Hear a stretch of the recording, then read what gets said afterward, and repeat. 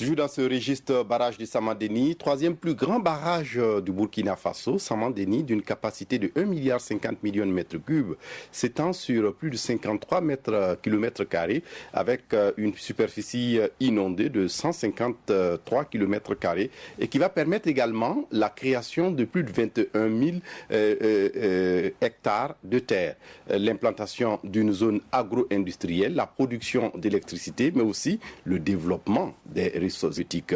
Présentation ici avec Ismaël Saturné Paris. C'est une étendue d'eau qui va jusqu'à 50 km de long, d'une hauteur maximale de 23,90 mètres et d'une longueur totale en crête de 2900 mètres. Le barrage de Saman-Déni a une capacité de 1,50 milliard de mètres cubes d'eau et une digue de 3 km. Lancé en 2010, c'est finalement en 2012 que les travaux de l'ouvrage démarrent. Financé à 62 milliards de francs CFA, aujourd'hui, l'infrastructure est à terme. Le barrage, il est constitué de trois principaux ouvrages. Il y a l'évacuateur de crue, il y a la digue et il y a l'ouvrage central. L'ouvrage central qui est constitué de la tour et du chenal de sortie et des bassins de dissipation. Et derrière moi, il y a deux bâtiments. Le premier bâtiment, c'est l'usine hydroélectrique. Le deuxième bâtiment, c'est le poste de transformation de l'usine. Cela fait 2 ans déjà que le barrage de Saman-Déni est plein. Un évacuateur de crue ou déversoir est érigé pour frayer un passage à l'excédent d'eau. Ça fait 30 ans que je travaille dans le domaine du génie civil. C'est la première fois dans ma vie que je construis un barrage et qui se remplit vraiment juste après la mise en eau, c'est-à-dire que ça c'est une très bonne chose, je suis très satisfait de ça. L'un des objectifs majeurs de la réalisation du barrage de Saman-Déni est la promotion des activités génératrices de revenus. Ce barrage il est à but multiple.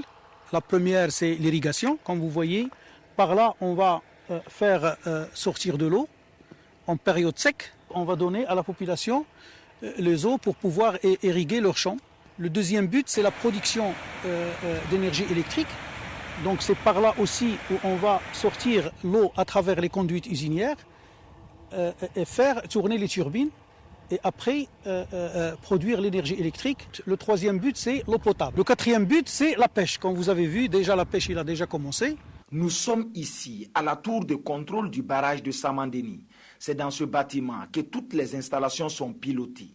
17 vannes pour desservir l'eau en temps opportun. Le tout commandé par cette armoire. C'est dans cette armoire où on manipule automatiquement l'ouverture et la fermeture de l'ensemble des vannes. Donc cette tour, il fait à peu près, c'est un bâtiment de 10 étages, hein, c'est vraiment un grand bâtiment. Donc pour y accéder, on a réalisé une passerelle, c'est ce qu'on appelle la passerelle.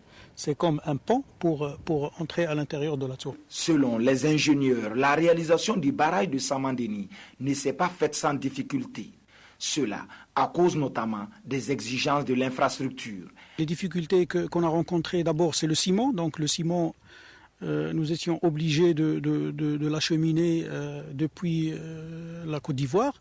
Le deuxième problème qu'on a rencontré, c'est la température du béton. Le béton c'est-à-dire on avait une exigence qui est de 25 degrés de température. Et pour avoir cette exigence, il fallait installer un chiller, c'est-à-dire comme un frigo qui refroidit l'eau de gâchage. Le barrage de Saman-Déni se veut un pôle d'attraction, une zone de tourisme par excellence, foi des responsables. Déjà, l'engouement pour la pêche est bien évident. Aussi, le site reçoit les week-ends la visite de centaines de personnes qui viennent pour découvrir le joyau.